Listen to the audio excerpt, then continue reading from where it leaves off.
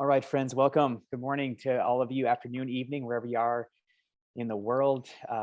Very excited about the opportunity to spend some time with my friend Pádraig Ó Tuama, and many of you are familiar with him, so we're going to get to him as quickly as possible. We're doing something new with this, or different, I should say, with this final part of the Restoring Friendship webinar series. We're actually broadcasting this via Facebook Live as well. My hunch is that the conversation that Pádraig and I are going to have around the power of language to disarm and heal, and also destroy and divide, is going to be a really important conversation as we live in this era of oversaturated words. And so, I'm going to ask those of you who are with us to do a favor. If you have Facebook, I'm going to invite you to go to Facebook right now and just go to the Global Immersion page and go ahead and share this live stream for two reasons. Number one, I think it's going to make this conversation more accessible to as many as possible. And number two, I think when we do this with meaningful artifacts, the artifact becomes a part of our history of learning. And so you're not going to in the future have to go search for this somewhere. It's going to actually be on your page. And so that would be great if you would do that and help us spread the word on this conversation. For those of you who are coming in right now, welcome. This is a conversation we've been waiting for quite some time. And I want to draw us to two features, as always, on a Global Immersion webinar. Number one, the chat feature. If you would go ahead and let us know where you're calling in from around the world, we would love to just see that and use this chat feature as a space to connect with one another, to capture compelling quotes and ideas as they surface throughout the conversation. And as questions surface, I want to draw your attention to the Q&A feature, which is right at the bottom of your screen. Please be aggressive with your curiosity during this conversation. I would love to see this saturated with what you're wondering. My hunch is that all of us have a particular ache that brought us into this conversation. If there's a way to put a question to that ache and put it in the Q&A even now, that would be helpful for Pádraig and I, as it will give shape to this conversation. As is always true with us, we want to encourage you not to worry about asking the question correctly as you think it should be asked, but rather just practice curiosity. Just ask the question, and it will give us an opportunity to dive into it. My name is Jer Swigart. I'm the co-founding director of the Global Immersion Project, and we're a peacemaking training organization that forms everyday peacemakers to join God and others in making all things new. From our view, everyday peacemakers are women and men who are learning to see more accurately, immerse more courageously, and contend more creatively. So let me hit those a little bit more slowly. To see more accurately, we recognize that our perspective is not 20/20 vision, and that the healing of our sight is really a lifelong relational and experiential endeavor. To immerse more courageously means that everyday peacemakers are learning to intentionally displace ourselves off the roads of comfort and into reality, not to consume, but with relational and transformative intent. And to contend more creatively, we see the hard work of justice not as an individual endeavor, but as a costly collaboration. And as we always say, we have no idea how to contend until we've first seen and immersed. Our conviction is that restoration is the dream of the divine, and that makes peacemaking not an add-on to our faith, but the very essence of it. Our sense is that conflict is real, inevitable, that injustice is real, and that it plays out internally, that's inside of me, interpersonally, that's between us, and systemically, that's within the infrastructure that seeks to organize us. Our belief is that injustice in all of its forms seeks to diminish the image of God in another. And so while conflict and injustice play out internally, interpersonally, and systemically, and while the work of peacemaking involves social transformation, we believe that it also involves the hard, slow work of becoming whole, healthy, integrated individuals who know how to become savvy at navigating hard conversations, tending to interrupted relationships, and even bridging difference into new friendships. And so from a global immersion point of view, everything that we do programmatically is designed to help you and your communities walk this road with wisdom and ever at the pace of love. That brings me to the Restoring Friendship webinar series. This is part 5, our final installment. And the focus of this webinar series has really been the importance of interpersonal peacemaking. That's the work between us. And the reason that we've really centered this in this time is that we find ourselves in a moment where various views on faith and politics and race and even vaccinations has dangerously divided relationships, maybe even terminated some in your life. And what we recognize is that many of us are acknowledging that that relationships are very fragile and interrupted between us, but few of us really know what to do about it. And so in this 5-part series, we've invited 5 friends and global peacemakers to interact with us and to open up their lives and share with us how they do the hard, slow work of restoring friendship. And on April 29th, we had Jared McKenna out of Australia, and he pointed to how the Spirit of God roams untamed in ways that seeks to disarm us and to unshame us. Second, we had Oshita Moore, who equipped us to embrace our own belovedness and then taught us how to acknowledge the belovedness in one another. Ben McBride came in then third, teaching us how to be hard on systems while being soft on people. And then just a few weeks ago, we had Israeli peacemaker Robbie Damlin speaking to reconciliation as a process and peacemaking not as a one-off project, but as a habit that over time overtakes our lives. And then today, finally, we get to hear from poet, theologian, and peacemaker Pádraig Ó Tuama. And so these conversations have been rich. They've offered unique perspectives, but they've also been kind of unscripted, intimate views into the lives of peacemakers who are taking this work seriously at an internal, interpersonal, and systemic level. And so so here we go, friends. Without any further ado, Pádraig, I want to turn it over to you. And I'm just so grateful for your work. You're someone that I've listened to and learned from for quite some time. And so when we were putting this series together, you were top on my list to invite into this space. And so thanks for taking the time to be with us. I wonder if you would do just some self-introducing. Let us know who you are, a little bit about your social location, and why conversations like these matter to you. Well, hi, Jaron. Hi, everybody. My name is Pádraig Ó Tuama, and I'm in Ireland. And I'm delighted to be with you. Thank you very much for the opportunity to talk together about these important things. I am from a country that has a long history of being invaded, where religion and language here was treated by people who were not from here in ways that were seeking to control that, and ways within which politics and religion became intertwined, and ways within which also the oppressed majority had to recognize, and are doing so slowly, the fact that the oppressed majority in Ireland also were capable of terrible terror. And we always have to remind the colonizer that colonization is not just a fact of history. It was acts of war making throughout centuries. It isn't just something that Britain can go, oh, Britain and Ireland are lovely now. Empire comes with debts that last for centuries. And so, I suppose I'm formed religiously, linguistically, politically by the reality of being Irish in Ireland now, with the responsibilities that brings, as well as with the awareness of how to have civic conversations about peace between Britain and Ireland in a way that is building towards peace rather than causing unnecessary aggression. And I know that part of your work for maybe 5 or so years has been connected to the Corrymeela community. I know that there are a number listening in who are familiar with Corrymeela and a number that aren't. I've heard you refer to Corrymeela in the past as a space, a soft space for hard conversations. How would you describe Corrymeela now and the work that they're doing with regard to peacemaking and reconciliation? Yeah, well, Corrymeela is Ireland's oldest peace and reconciliation organisation, started by a Presbyterian clergyman in 1965. It's a physical location where lots of work happens, but also there's staff who go out into communities and schools and work, consult more widely across Ireland, not just at our centre. So I suppose there's a kind of a number of about 10,000 people a year come through our work, whether coming through the centre or being affected through the work we do in schools or indirectly through the work we do in training teachers.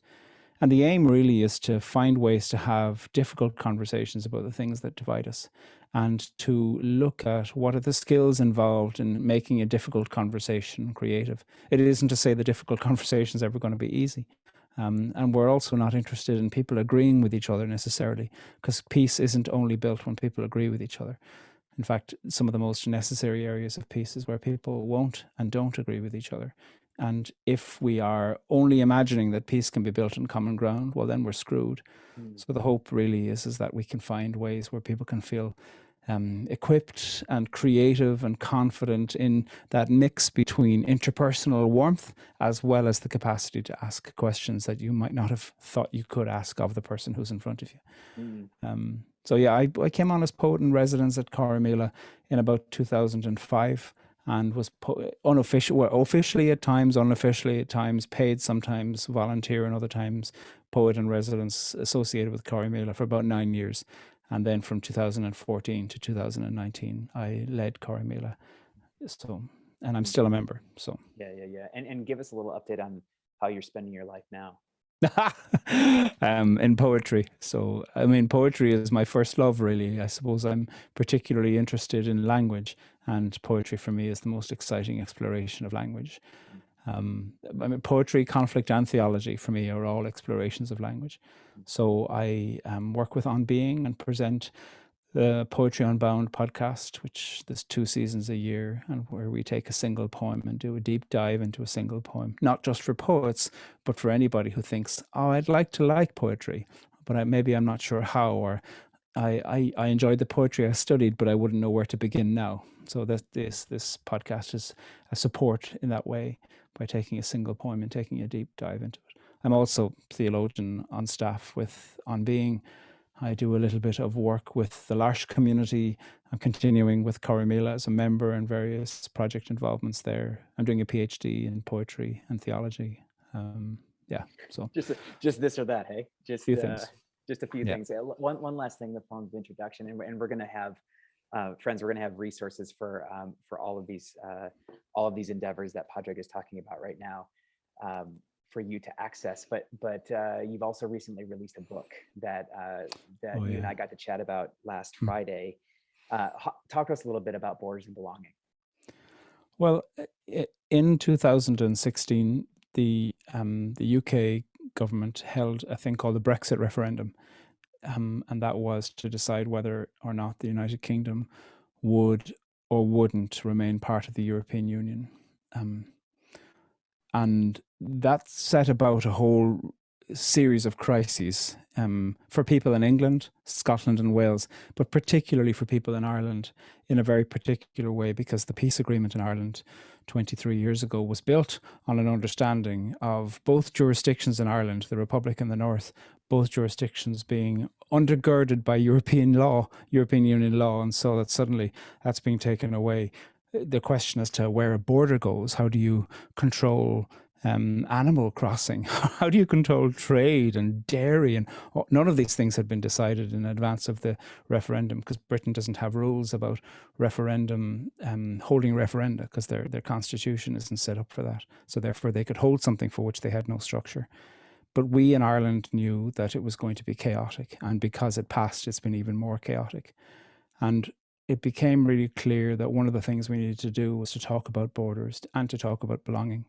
And so with a colleague, Glenn Jordan, we designed a program called Borders and Belonging. We looked at the Book of Ruth and we produced eight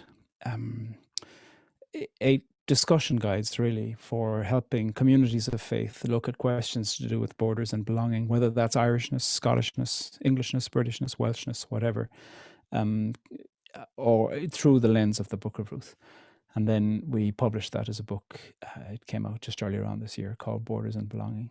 And Glenn unfortunately died last year, just as we were handing in the script. Oh, I'm sorry, I didn't realize that. I got to listen in with Pádraig on a session on Borders and Belonging last Friday, friends, and it is the most riveting take on the Book of Ruth that I've ever experienced. And so I'd encourage you to reach out and grab that wherever you get your books, Borders and Belonging. It's worth a read. And I think it's especially poignant in this moment in time where all of the questions exist around what is a border and what does it mean to belong. And so I encourage you to grab that. Pádraig, obviously we're having this conversation in the maybe maybe nearing the end of the immediacy of the COVID-19 pandemic. Maybe I put all of that. Who knows, right? It's been one hell of a year, plus 2020 and 2021. And so before we get into a conversation about language, I do wonder when you reflect on 2020 and the first half of 2021, how do you hear yourself reflecting on what this has been like and what it's done to us, who we've become? I'd love to hear your thoughts. Well, I suppose I find the plural pronouns like we very difficult to conjugate within the context of this, because one of the things that the COVID pandemic has shown it's not new, it's just highlighted it, that is that there are plural we's, there are multiples, there are many, there are legion, and that questions to do with being able to work from home, being able to use Zoom to get to work and to communicate with your colleagues, or to be able to communicate on a device, etc. All of those things are predicated on having a job where your employers care about your continued productivity, where they don't just get rid of you, on having access to devices, on having access to places of education for your children or support for your children. Friends of mine have 3 children, and so there was 5 of them around the kitchen table, all trying to work all throughout last year. And they had to share computers. They didn't have 5 devices. They had one fairly patchy Wi-Fi connection, and so trying to figure out all of that, and with then people going, "Come on, just get another contract or pay for 5G," or all of those imaginations highlighted all of these splits that are there. And so I suppose that's the first thing that comes to my mind. The second thing that comes to my mind is that it does show how much flexibility was possible when it became necessary. All kinds of places that said they couldn't adapt to work from home suddenly had to had their excuses to not in advance. People might have said, "Oh, it just wouldn't work," or "it wouldn't this," or "wouldn't that." All of those were shown to be resistance for resistance sake. And then I think of the different ways people respond. Some people are delighted. Some people with more hermit tendencies are like, "My God, this is great. I don't want this, I don't want to return back to city life or to lots of interpersonal life." And other people are falling apart because they miss the daily communication and the daily random encounters that happen on the bus or the train or on the walk into work. So it's all of those kinds of things come to my mind in terms of how COVID reveals what's already been there, and what has already been here are profoundly different levels of experience of society based onto your freedom, based onto the prejudice that you're living under, and based too about privilege. Yeah, thanks for that. I remember at the very beginning imagining with my team that whatever conflicts, breaks, divides existed pre-pandemic would be exacerbated by the conflict or by the pandemic. And Yeah. I think we're here, and Yeah, of course. I think that's very obvious. And thus part of the impetus of this conversation, Pádraig, is for there's a degeneration, it seems, in our ability to be in conversation with one another. And at the same time, there's a great urgency for the work of social transformation and systems change. And part of what we've been thinking about as a team is, how can we be about social transformation if we don't even know how to tend to this with one another? And so one of the gifts of this series really has been with you and others talking about the origin stories of our work as peacemakers, and then moving into a specific issue, in this case, language. And so I wonder for you, Pádraig, as you think about your origin story as a peacemaker, share with us, if you would, what kind of your journey from awakening to peacemaking, to prioritizing it, to it becoming a way of life. I'm always nervous about the word peacemaking, because I don't know, is it made or cultivated or observed or experienced? But for me, I think I had a terrible hunger to belong for a long time in my life.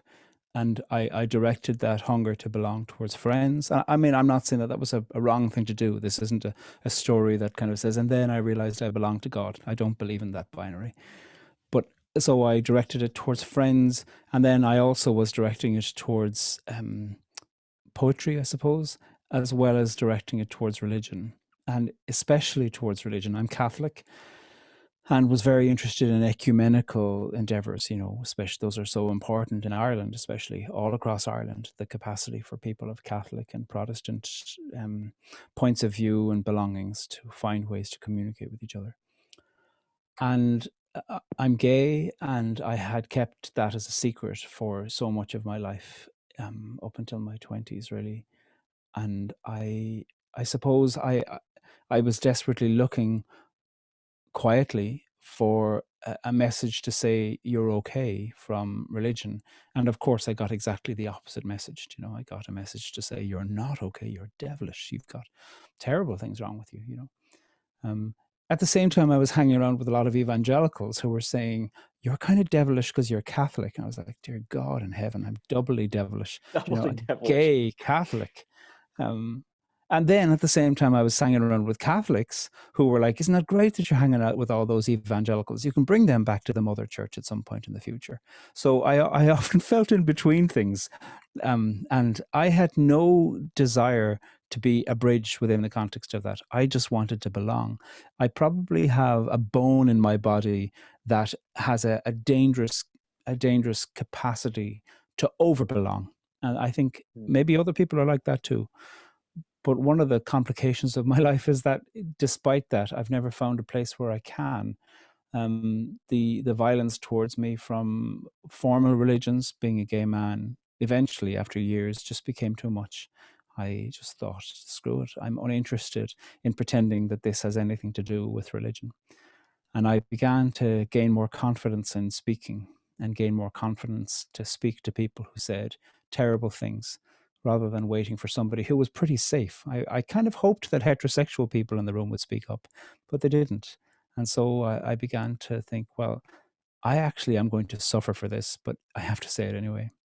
So I began to speak up. And for me, the possibility of that, if you can call that peacemaking, it actually had a lot to do with being accused of being an agitator. And I have no desire to be an agitator. I want to belong too much, but I couldn't. I had to speak about something that I was trying to love and that actually was committing violence. And that for me, I think, was a journey towards what might be called peace, because peace is not sitting around having easy conversations. Peace is having profoundly difficult conversations. Peace is having deeply divisive conversations in a way where you do not use a recourse to threat or violence or dehumanizations or demonization as one of the things that you do as a muscle memory. And so peace is often a misleading word, because what I'm interested in is argument, and argument about what matters. Say more on that. Say more on that, because earlier you said that peace is misunderstood as we all agree. And what I've heard you say in the past is peace actually requires creative conflict. Totally. And so speak to that a bit. Well, first of all, conflict is a great thing. I'm in conflict with myself, that's where the poetry comes from. I want one thing and I want another. And therefore, inside yourself, a moral conversation happens. That's an experience of conflict. So when I heard a very naive song being sung at various peace festivals here, where there's a line that says, and make all conflict cease. My God, I don't want to live in that world. That sounds like a particularly boring suburb of purgatory, to live in a place where all conflict has ceased. I am uninterested in that. What I'm really interested in is where violence would cease. And that is of interest, and where conflict can be focused into creativity. Tension is held together on a guitar. Tension is held together on a bunch of people who are creative with each other, and a bunch of architects designing a house where somebody says, this is perfect, and somebody goes, actually, no, there's something you haven't thought about. That's an experience of conflict. But the resulting art that comes from that is so much better. And that's what interests me. I'm not even that interested in conflict resolution. I'm really interested in creativity. And what does creativity look like in human community? And what are the tools we need to get to go along and to be creative together? And the tools we need are capacities to talk, to fight, to apologize, to learn, to listen, to acknowledge, to know what compromise to put up with, to name violence for where violence is, to step back from the brink of threatening somebody else, understanding that tendency in yourself, and then stepping back going, it doesn't matter what my tendency, it doesn't matter what my justification is. I should never do this thing or use that language. And so those are all the tools. Conflict resolution is just a tool along the way to the project of being human together, which is a profoundly creative project, whether that's writing poetry, raising a family, working in development, working in faith, working in industry, whatever you're doing, they're all creative in a certain sense, because you're making something happen that isn't happening without the effort. And I'm interested in seeing how can we do that with each other better. Mm-hmm. So listening in, I can imagine that we have several folk who are either in interpersonal relationships with families, with neighbors. There are faith leaders listening in who are navigating deep disagreement within their congregations, their college, their universities. Many of us, I think, have been groomed to understand conflict as a negative thing, as something wrong is happening. We're terrified of conflict. My sense is in order to enter into the creativity and to embrace what's possible, we have to have a shift in our disposition around this thing that is conflict. And so I wonder for you, how did that transformation happen, and how would you encourage us to enter into a process where conflict can shift from dangerous wrong to be feared to opportunity? Well, I suppose what can help is becoming what we might call conflict intelligent, which is to have a few tools for looking at what the quality of conflict is like happening in a room.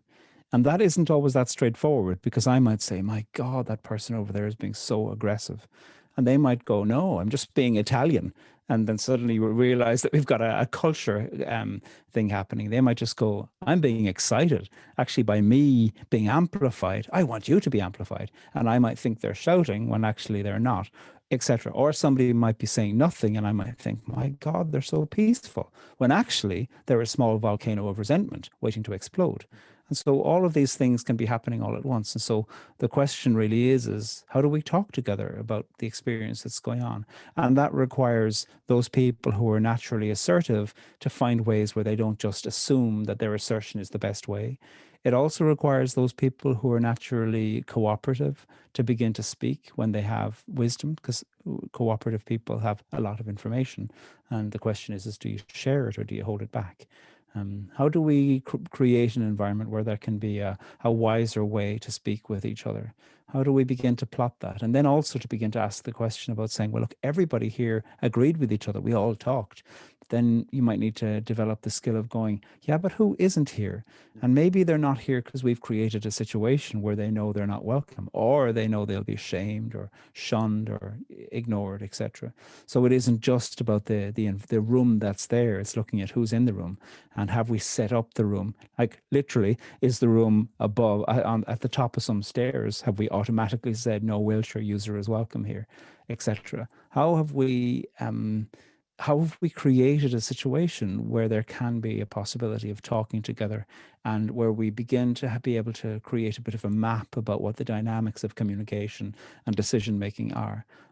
Conflict intelligence in that context helps you realize to go, this is really creative. Or somebody might go, I hate the argument part, even though I know it's necessary. And just finding ways to communicate within that in order to understand where we're going. And I think that can be a really helpful thing. But there always needs to be questions beneath it, because what I think is silent acquiescence is not always silent acquiescence. What I think is loud argumentation isn't always aggressive. There can be all kinds of things happening. The questions to do with gender performance need to be asked inside a room. Are we favoring only listening to when a suggestion is being made by a man? So if a woman makes a suggestion, is she being heard? And if, and often that can happen in rooms, especially in places of faith and places of peace, where a woman might make a suggestion and she's interrupted. And then somebody else, a man, makes a suggestion later on. And people are like, my God, that's great. And the woman might go, I said that earlier on. Or might go, if I highlight that I said that earlier on, they might think that I'm being aggressive and they might punish me for that. And so there's not waiting for the person who you think should speak up for themselves to do it, because it's never just about who that person is. It's always about what's the energy that this room holds. And so if somebody else said, actually, that's what she said earlier on, and she was interrupted. So let's go back to her because it was her idea first, and then come to the person who echoed it. They might have something to add to it. It isn't to say that they were doing that deliberately, because that's what everybody will say. Oh, I wasn't doing it deliberately. I don't care. You did it. It doesn't matter what your intention was. What mattered is you did it. And let's find a way to talk about it. Mhm. Having that kind of capacity in a room is very exciting because suddenly you think we don't have to be frightened of what we're going to talk about. Hopefully, the room doesn't have a kind of an argument like that about whether they're going to have their coffee break at 10 a.m. or 10:30 a.m. That would be an exhausting room to be part of. But about big conversations, the room will build up their capacity for those kinds of conversations about what matters by practicing a little bit on smaller things. Mhm. And I'm hearing in this, Padraig, yes, we're talking about language and the words that we use, but you just, in my view, lifted up in the design of the room, the culture that's in the place that communicates as well. Well, that And is language. exactly, yeah. Say more. Say a little bit more on that, and then I wonder for those of us who are listening in who find ourselves in those rooms. Um, how do we grow our conflict competency a little bit? Like, what are Mm. some of the risks we can take in those types of environments to be more like to liberate? And Mm. go ahead. Well, like one of the things that poetry teaches me is that poetry, the imagination of poetry is often that it's just about fancy, flowery words. And the imagination about peace can similarly be the same way. People might think peace is about fancy, flowery words. Neither poetry nor peace is about those kinds of words. Um, Poetry and peace ask for a profound plainness of language in order to be able to say what you mean, in order to be able to ask and answer, in order to be able to strip away what is unnecessary, say what is necessary, and then listen and be able to stand in the tension and to hold that tension. That's a really important thing to do.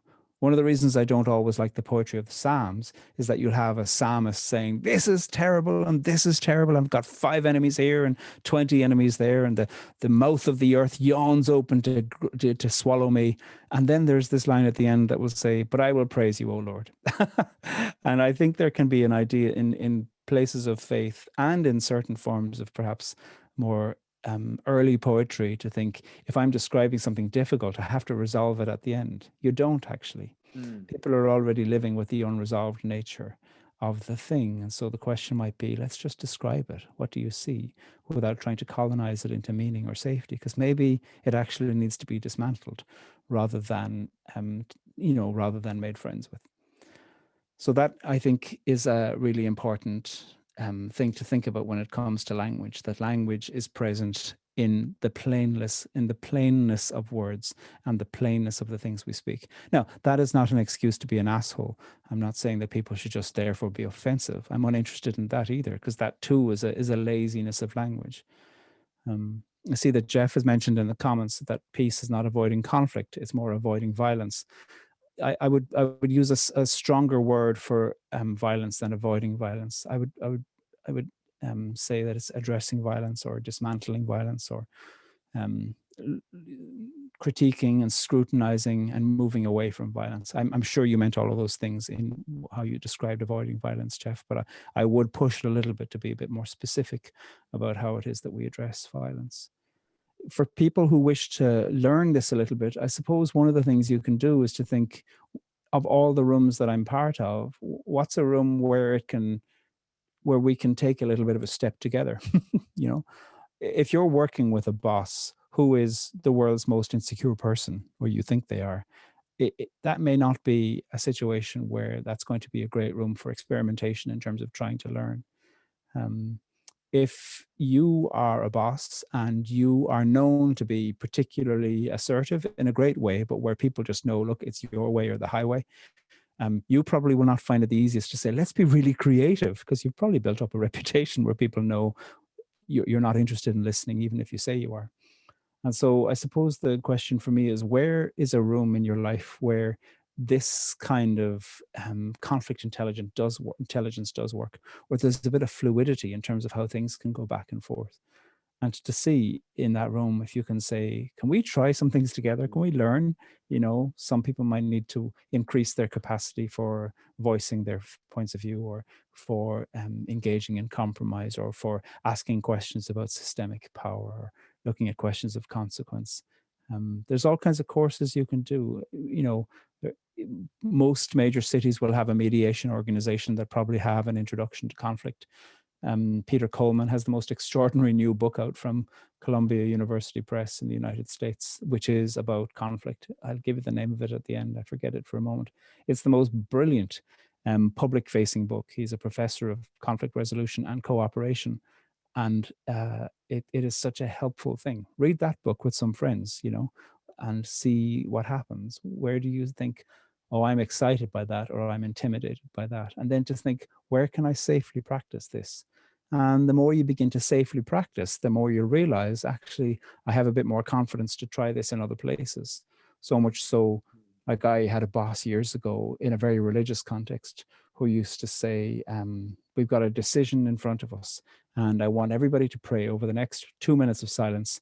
And do you have yes or do you have no as what God is saying regarding this decision? And I thought, my God, I mean, I wasn't used to that kind of charismatic approach to things at all. I was very definitely informed by an Ignatian point of view that's about discernment. And Ignatius said, you can't make a good decision between a good thing and a bad thing. You usually try to make a good decision between two good things. And then it's a question of, where do you wish to go? Anyway, but I was really intimidated by that boss in that room. And, sometimes it was really clear. Sometimes I really did have a strong opinion, yes or no. And I would own that and just say, my opinion is this. But eventually I got to the stage where I was going, this does not seem like a wise way to make a decision for me. And one time he said to me, you are the biggest pain in my ass. And I would not have coped with that, a couple of years previous. Yeah. But by the time he said that to me, I was like, that's okay. Like, I'm okay with that. Yeah. I'm not doing it deliberately. But I am telling you the truth, that I do not think this is a wise way to make a decision. And that was a growing, but I grew that because I'd been trying out little bits and pieces of curiosity, and not for the sake of being disruptive. That's never going to be creative. The point is to say, what's beyond this? What do I believe in the creative possibility of this group, that I'm willing to say, can we have a word about this practice that we've got? This style of a bit of bullying, this style of a bit of intimidating, this style of avoiding something, because I think it'll help us in our creative output, whatever the output is. Whether that's an assembly line in a factory, whether that's a group of people who work together in a church, it doesn't matter where it is. Every group of people have a creative output in front of them. And the question is, can we let this creativity be creativity, or is it going to have unnecessary elements of aggressive control? I'm aware in this conversation of the dynamic of power, right? In what I mean by that is, some of us have been groomed into the system to understand ourselves as powerful, dominant, and a manifestation of that is rigid certainty and rigid/aggressive certainty. And others of us have been groomed into the systems that we find ourselves, and their lived experience. Our lived experience has been being silenced, being pushed to being displaced, being disappeared, being pushed to the margin. So try as we might, it doesn't feel like we've made any headway toward a creative alternative, because power exists. Yeah. I wonder how do you interact? How do you understand the reality of power in all of this? And how do we work to dismantle that so that we can actually have creative conflict? I wish I had a good answer. I've been thinking about this for years. And I think most people who work in any group dynamic, whether that's in group therapy, in group discussions, whether that's working in trade unions, that's working in government groups, are always looking at, how can we pay attention to power? Some people want to pay attention to power so they can manipulate it. Other people wish to pay attention to power so that they can totally dismantle it. My opinion, and this is my opinion, is that power is neither positive nor negative. The question is how you use it. I'm uninterested in a powerless society, because I think power can be used for great good. So I'm interested in the question of power being accountable and power being fluid either, not just held by the one kind of person or the person with the particular, with, the person who found it easy to go through university, etc. Power can be seen to coexist in multiple places at the same time. And the question is how do you pay attention to that? How do people with power begin to recognize that power is best when shared? And how do people communicate that? There can be a profound immaturity, I think, in an escalated yelping towards power that, for some people, they seem to think that, you've only got a limited amount of power. So therefore, if you have it, you need to protect it and grow it. And that, I think, will usually cause violence somewhere down the way to yourself or to the people who are unfortunate enough to work with you, or even worse, live with you. And so I think there does need to be an examination of power, and there's all kinds of ways to look at it. You can look at an examination of power through a close reading of the biblical text of the Hebrew Bible, and the Christian texts are really brilliant. And I think that might be helpful for folks in this room who are interested in religious leadership, to pay close attention to Jesus of Nazareth's relationship to questions to do with power. The different gospel writers portray the Pharisees in different ways, and the Pharisees must not be understood as having people with automatic power. The Pharisees were extraordinarily committed people. And in Matthew, certainly, Jesus of Nazareth was a Pharisee. His assertion wasn't, don't be a Pharisee.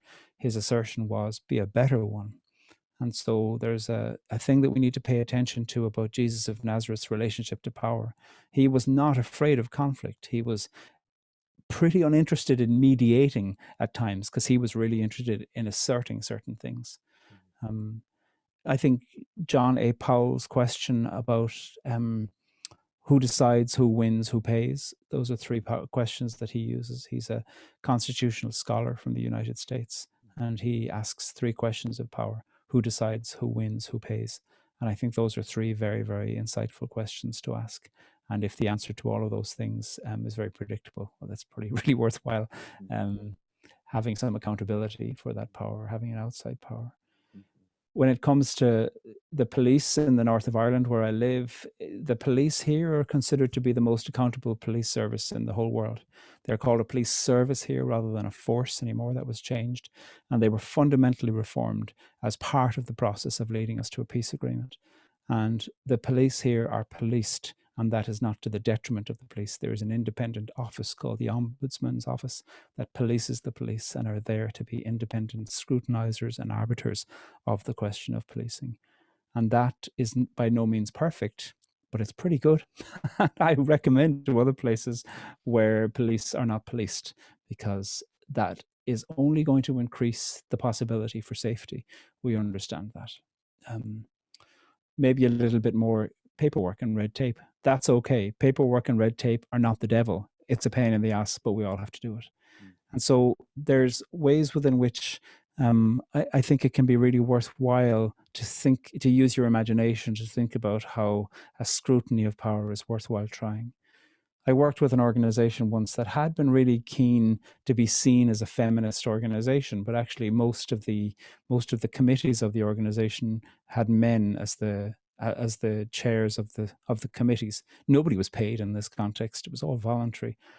And people said, well, no woman has applied, so therefore, it's not like we're against it. It's that we're just no woman applied. And so the question was to take it a bit deeper, to say, great, there's no ideological opposition to this, fantastic. Maybe there's a structural opposition. What times did we put down that were required? Because it might have been that any woman who looked at the time requirement or the particularity of the time requirement thought, well, that just wouldn't work with my job. That wouldn't work with my other commitments. And so I said, well, let's just take it a little bit deeper to look at how power is being communicated, not by intention, because the intention is to say, oh, everybody's welcome, but actually by the practicalities, because that too is a manifestation of power. Because I can easily make it that there's only a certain kind of person can apply for a job. All these codings you can put in that say, do you know what, you'll stand a really good chance if you apply for this, which other people will read and go, nah, no way in hell would I get that. And it's not written for people like me. And so those are questions to do with power. Let me sink down now to the microcosm of words. And the late Rabbi Abraham Joshua Heschel says the words create worlds, and they also destroy them. And in a lot of my work in the Middle East, I hear frequently that words create alternative realities. Mm. And so I'm wondering how you think about words themselves and the power that they have to create or destroy. Well, I think the original poetry of the Hebrew Bible demonstrates a particular fascination with the power of language. The poets who wrote Genesis 1, for instance, put language into the mouth of the God character there in a way to say that they too were reckoning with what is created when you call something something. And you see that in Genesis 1, in that poem of the 7 days, the things being created and then being named. You see it echoed too in the Genesis 2 poetry, where there's questions to do with these things that are being created. And one of the primary things that I see within those poetries of Genesis 1 and 2 and 3 is a kind of an anthropology of the human person being put forward, not a creation, not a scientific, not even a sequential approach, but something that is trying to create an understandable echo of the human being trying to talk about itself and trying to talk about what matters: agriculture, language, trying to figure out how to categorize things, trying to understand where you can work, trying to understand why people die in childbirth. All of those questions really are being wrestled through, and they're being wrestled through with language, because language is not just a declaration. Language is the thing that might help us understand, will this kill us or will this help us to live? And that is a really important thing to understand. Anybody who's taught a child how to speak, or who has raised a child and the child teaches themselves by osmosis, you'll understand that you do try to teach categories: hot, for instance, dangerous, tasty, poisonous, all of these various things that are broad categories. And you see the obsession with categories in the poetries of Genesis 1, 2, and 3, to understand cunning, to understand rules, to understand breaking the rules, to understand curiosity, all of these magnificent layers that are there. And these go beyond individual words for things, but the ways that we categorize things within the context of words. Now, that might be something you want to break or to reinforce. People will argue about that. But there is something interesting for us about the nature of categorization, that it has categorization normally happens through forms of language. And that is a really important function. And as a result of that, I'm really interested in how, for instance, after 9/11, very, very quickly, I heard all of these international groups who were trying to say we're the goodies and they're the baddies. The word terrorist suddenly became loaded in a way before, and there was a race to name who's the terrorist and who's the goodie. That was a form of categorization. And for people who wanted no more than a headline regarding Russia and Chechnya, for instance, regarding all kinds of other places, if you only went to go, oh, they're the terrorists, grand, I don't need to think about it anymore, turn them into a parking lot. I heard that being said once. And I thought that is a clever manipulation of the human fascination with categorization, and language is used for that. A friend of mine, Marie Howe, is a poet, and she was taught by the Russian exile Joseph Brodsky when he was teaching in New York City. And he said to the Americans in the classroom that their imagination of evil needed to evolve, because he said, you think evil is going to clomp in here to the classroom with big bad boots, big black boots, and announce itself, hello, I am evil. I'm here to destroy everything good in the world. He said, no, evil will always start in the language. And so, like, when you look at the ways within which we categorize people, they're bad people, they're non-Christians, they're non-Catholics, they're not proper people. They are the infidel, they are the unbeliever, they are destined for hell. These two are categorizations that religious groups very, very quickly use to speak about the in and the out. And so suddenly we're not just talking about the imagination of the Adam and the Eve in the garden as these proto-imaginations of people trying to categorize. We're suddenly talking about, how does your religious group speak about people who aren't in your religious group? Even more, how does your religious group speak about people who have left your religious group? Or how do you speak about the people who want to join? How do you decide if they will or if they won't? All of these things are projects of language, projects of imagination, and projects of categorization. And it's really worthwhile within this context to populate your language with brave questions to say, who decides? Why? Why are we saying that about these people? How do we know? Why are we making a fact when actually that's an opinion? And that, I think, is a really helpful project. And it will cause agitation. And that too is the work of peace. Mm. Yeah, I'm struck by, as you bring up Genesis 3 and this idea of categorizations. It seems to me that like the phenomenon of fabricating fables emerges there. You know, a thing Totally. happens and we begin to fabricate these fables and make one another severe, and even make the divine severe in that case. And then you said, like, the way out of our own fabricated fables is brave questions. And so what I wanted to lift up and to inquire with you, Padraig, is there's the words that create fables, there's the words that reinforce hope and goodness. All of that is good. What we don't talk about a lot when we're having conversations about language is the power of listening. And so from your view, there's the asking the brave question, and then there's also the practice of listening. Help us understand how you do the work of listening, and listening long. You know, not just to see if there's points of resonance, but the kind of listening that's transformative for you. How do you do that? I am struck in being interviewed how little listening I'm doing and how much talking. So I just want to name the irony of this here for anybody who is being struck by the irony of a talkative Irishman talking about listening.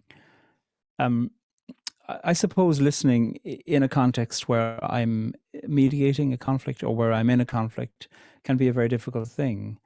Um, in order to listen well to others, you have to learn to listen well to yourself. Sometimes, in order to be able to suspend your reactions, somebody might be saying something. My partner's name is Paul, and when Paul and I disagree, I recognize that because I love him so much that actually disagreements can be really agitating, and I can find myself amplified in my responses, you know. And what's the importance in listening to myself to go, I want to interrupt him, and to listen to that, to go, how do I respond to my desire to interrupt? And um, how do I listen to him? What's the quality of his listening going to be like? That's a very small example, but it's intimate. And that's one of the things about conflict, is that even with people at work, conflict is intimate.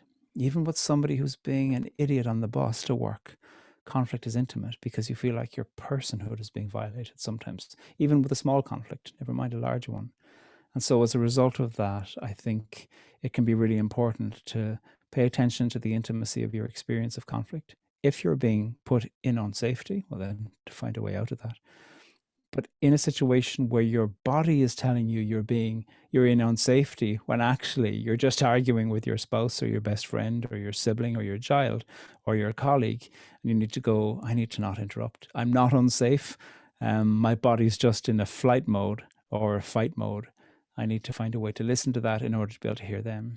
Because one of the things about conflict is that often in conflict resolution, a major burden is to get the people who are fighting to agree on what they're disagreeing about. Because regularly people are disagreeing about totally different things. And so simply by saying, why are you saying what you're saying? And why are you saying what you're saying? It's not that people will necessarily find that they agree on everything, but they might begin to go, oh, I thought you were saying that because you thought I was lazy. And I thought that was your message. And the other person might go, my God, no, you work far too hard. It's not about you being lazy. It's that I think we need to move our work in a different direction. They still might disagree, but something will have been moved in terms of their capacity. And so whoever felt like they were being accused of being lazy, it won't just be that they felt that in that moment. It'll be an echo of hearing that at school or from their friends or at home or their own self-accusation. All our own chaos can suddenly open up. And finding a way where we can listen enough to feel heard can be a really, really helpful thing in order to have more fruitful disagreements. Mhm, mhm. Yeah, it brings me very, very in a microcosm way into my most intimate relationships where there's conflict, right? And And in that space, I feel the urgency when the iron is hot. I feel the urgency to demonstrate my rightness and to try to convert them, which is an act of violence, into my train of thought. And so often I hear in these conversations, people are wondering, what's the right thing to say? How do I position my thought or my argument or perspective in a particular way? In fact, what you just said is, perhaps the most important work that we do is listen to the thing behind the thing, to understand. Like, if we're going to understand what they're saying, we have to listen deeply to the thing behind the thing, which in my view calls to question pacing. And how do we center ourselves and maintain a pace in the midst of the conflict, such that I can be self-reflective, I can take a minute, I can remember that I actually value this human being. I might disagree with their perspective, but I value this human being.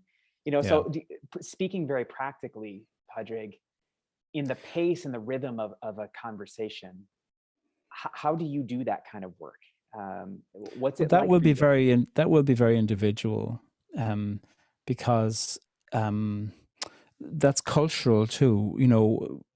I know that I have a voice that people say is a gentle voice. And so therefore people might hear me talking about going, oh, you should be like that. That's not true. You should be yourself and find a way where you can be yourself. I am utterly uninterested in tone policing. If somebody's angry, angry is fine. The question is what are they doing with their anger? Are they being violent with it? Or are they being threatening with it? That's uninteresting. Anger has to be understood as one of the basic approaches to the human experience. And so I think that has to be something, again, where we hold multiple intelligences to go. Like, there's probably a friend of yours where you are really happy to interrupt, where the two of you have these great arguments about religion or art or movies or music. And at the end of it, you come away feeling like that was so much fun, and both of you feel really enlivened and you can move back and forth. That is a demonstration of love and vivacity. That doesn't need to be told. No, you two actually need to disagree about your music choices in a quieter tone of voice. Shut up. We need to have a great argument about that. But I'm so conscious when it comes to arguments that really matter in society, that one of the things that can be done is somebody can say, I'm going to curate this argument and I'm going to set the tone. And that can be often culturally based, gender based, privileged based. You can say, nobody's going to use any bad language. Okay. I love strong language, but the implication is who gets to decide what is bad language? If somebody says, something like the uneducated, to my mind, that's swearing. I'll use any kind of word that rhymes with truck. I don't want to offend the ears of your listeners.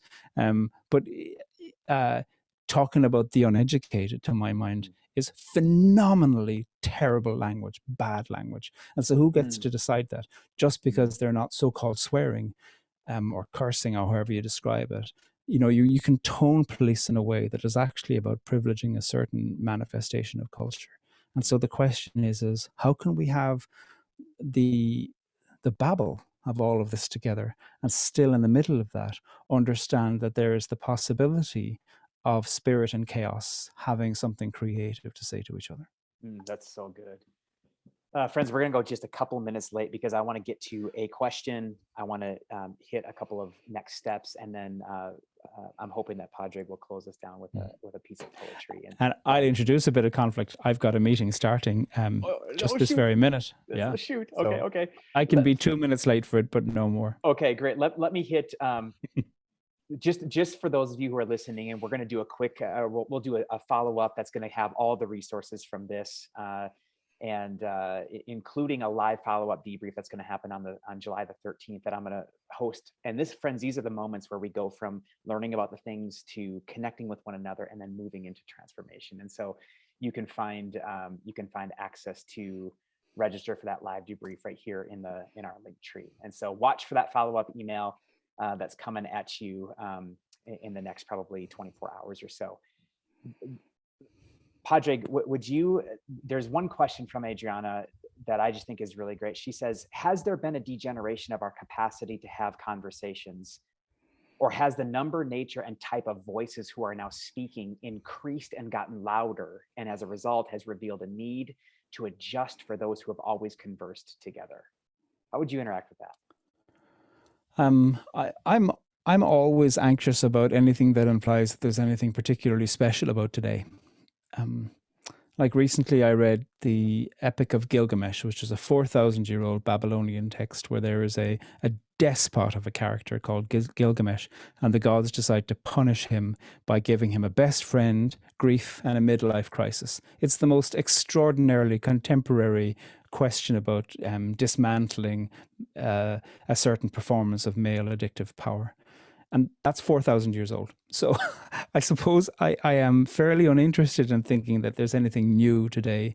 I am interested in thinking what's the new manifestation of the underlying human condition, which might be about dominance, which might be about how difficult it is to listen. All of those things are very old. Sure, we've got new technologies, but Augustine of Hippo was addicted to going to the theater. He loved Netflix binges. That's what he was interested in. He had a powerfully addictive life. And so I'm always interested in finding a way to not be distracted by thinking that today is anything new. And actually, there are poetries and psychologies and narratives and prayers and sacred texts that have been circling around the conundra with which we live for millennia. Good, good. Well, my friend, thank you for the time and being with us. I want to give you the last word to this crew of aspiring peacemakers. How would you bless us, challenge us, encourage us? Well, I just put in Peter Coleman's book, The Way Out, that was just published this summer with Columbia University Press. It's a really good book. I would honestly think if you want to increase your capacity in terms of having some language and science about these things, because he's a social scientist, read that book with some friends. You'll love parts of it. You'll not like other parts of it. You'll agree with some. You won't understand other parts. Great. Do all of that and still read it through. It's magnificent. I'll finish with a poem. It's a collect. God of silence, who watches our growth and our decay, who watches tsunamis and summer holidays, who cares for the widow, the orphan, the banker, the terrorist, the student, the politician, the poet, the freedom fighter. We pray to be nurtured in our own silences.